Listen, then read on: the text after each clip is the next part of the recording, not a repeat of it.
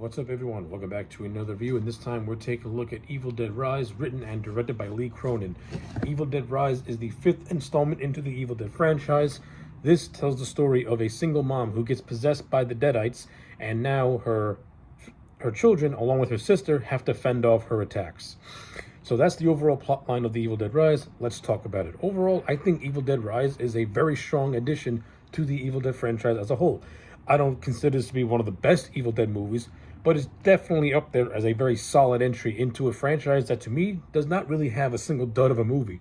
I'm a fan of the Evil Dead franchise. I think every movie is good in their own way. Of course, I have my favorites, like Evil Dead 2 and Army of Darkness. But the first Evil Dead, very strong opener, very good movie. A very good horror movie, I should say.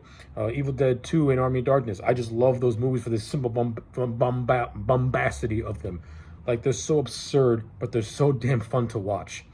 And then you have the Evil Dead reboot from 2013, which I think was a balls-to-the-wall, kick-ass horror movie. And, of course, you have the Ash vs. Evil Dead TV show, which lasted 3 seasons, that I'm a fan of. Very upset that we never got closure to that as a whole. Yeah, so I think Evil Dead Rise fits right in there as being one of the best, as being another solid entry into an overall very solid movies. Now, how does Evil Dead Rise tell its story?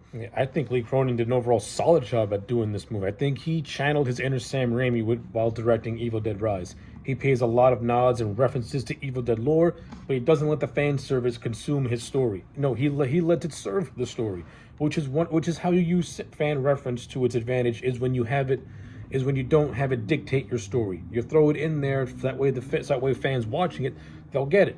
And there's a lot of nods to Evil Dead lore, not just the obvious ones like the chainsaw and the Deadites themselves, and this little cameo where one of the characters is listening to a phonograph, and if you listen closely, you hear Priest say, "Destroyed. It's called the Book of Dead for the reason."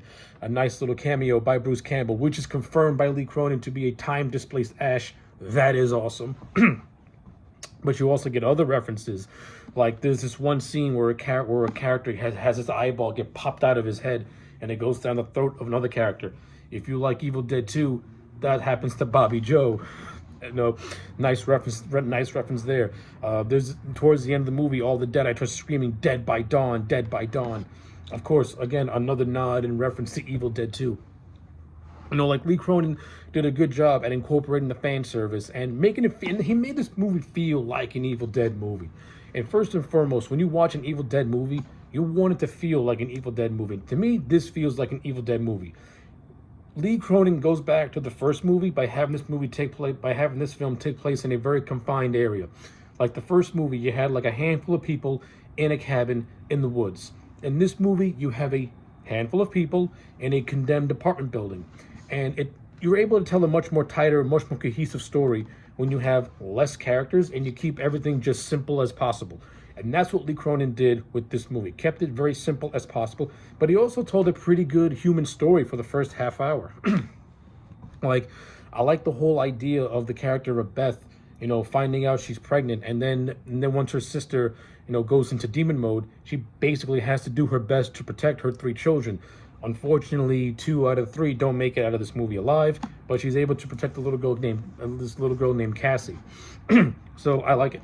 I think the character Beth, she's no Ash. Like, the thing about Evil Dead is that this movie, this whole franchise was never focused on villains. It was always focused on Ash, who is the hero, and it's really hard to fill those shoes because it's Ash Williams. He's the Deadite killer. He's the demon killer. It's Bruce fucking Campbell. But I think Lee Cronin did a good job at making an Ashish movie. Beth, I don't think she has the same charisma as a Bruce Campbell. Of course, she's better on the eyes. I mean, come on, let's be real. But I digress. But I think Beth as a character, she's fine. I like the whole idea of her being a guitar tech and her finding out she has an unwanted pregnancy. I'm not really a big fan of the fact that her and her sister never really had a chance to have a heart-to-heart about this pregnancy. I mean, until the sister Ellie goes into demon mode. I mean, I would have had that one scene where they talk about it at minimum. Some of the family drama could be forced, like Ellie going through a divorce and her sister not knowing about it till like 2 months after the fact. I mean, I understand that can happen in real life, but I don't know. It seemed kind of forced to me in this movie, and was just there to pad out drama, mainly because it gets patched up within a matter of seconds in another scene. But that's whatever. The three children, I thought they were okay. I mean, they didn't put in the world's greatest performances, but they didn't put in bad performances either. If anything, I think the little girl Cassie, she's more of the standout. Though I think some of her dialogue can be a little too over the top for a little girl like her to say. But then you have her two older siblings, like her older sister, who she gets turned into a deadite towards the middle of the movie. And then you have her brother Danny, who is like this hip hop turntable dude, and he's actually the one who discovers the Necronomicon, the Nomorto Demento, the Book of the Dead, and these old phonographs, which gives us our Bruce Campbell cameo, but also has this priest who on said phonographs reads passages from the book, and then he tells a story about how his fellow clergymen were possessed by deadites and how he had to kill them. So, that stuff was fine too. That was well handled. I think the most fun of this movie is really gets attacked by the deadite in the elevator and then gets possessed by it, and then it does these torture tactics where when it goes after her family, by pretty much saying whatever it is they want to hear. The creepiest scene is where she tries to kill the little girl Cassie by singing this lullaby, and it pretty much almost convinces Cassie that her mom's all right, especially when she starts saying that her and her father are going to get together, and the demon pretends that the father is in the apartment complex. Like, it's a really well done, well shot scene, and for a moment you actually think that Lee Cronin is going to kill off this little girl. So it is really at the edge of your feet and really good directing. So yeah, I enjoyed that scene, and like I said, I also like the third act where Cassie and Beth are doing whatever they can to get out of the apartment. Like they're being attacked by the deadites that were killed by Mom Deadite earlier in the movie. They're coming back to life. They get into an elevator which is filled up with blood, but it finally explodes because it exceeds the weight limit.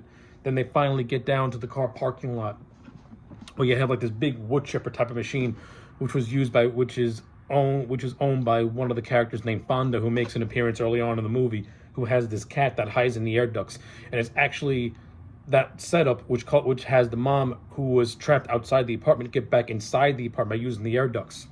So that was actually a nice, clever setup and payoff right there that actually worked, and it created a lot of suspense also, because you're kind of waiting for the mom deadite to realize that she can do that. It's that old Hitchcockian trick in which you show, but then you're on the edge of your seat waiting for it to actually happen. That's actually nice. It was actually nice and very well done. But I digress. I mean, yeah, again, you get to the third act where they get to the parking lot.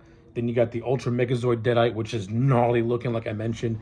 And this is where Beth and the Deadites have a big showdown with a chainsaw, and the Deadite getting shoved into the wood chipper and being ripped to shreds.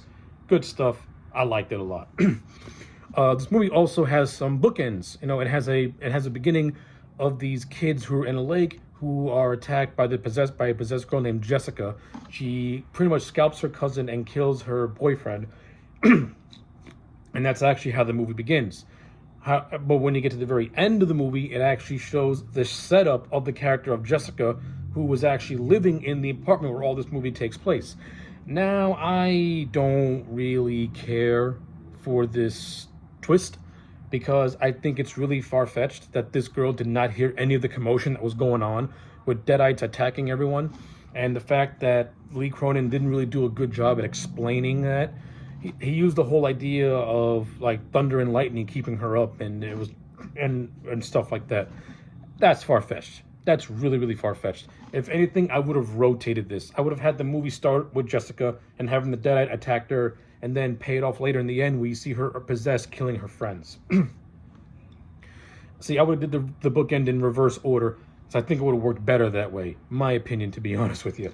And it would have been a nice opening to the movie of this deadite just attacking this random girl, and then we get a big payoff at the end with her basically killing her friends. That to me would have worked better, instead of how Lee Cronin did it in this movie. To be honest with you, I think it's very, very far-fetched.